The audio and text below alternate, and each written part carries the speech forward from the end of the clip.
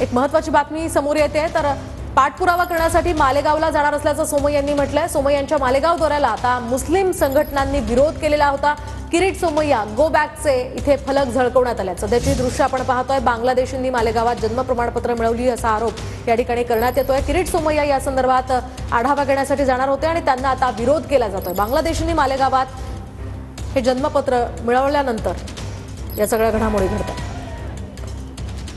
महाराष्ट्रात 54 शहरात 1000हून अधिक बांगलादेशी रोहिंग्या घुसखोरांनी त्यांचा 30 वर्षापूर्वी 40 वर्षापूर्वी 65 वर्षापूर्वी महाराष्ट्रात त्या गावात जन्म झाला असं एफिडेव्हिट शपथपत्र देऊन जन्म प्रमाणपत्र मिळवलं आहे।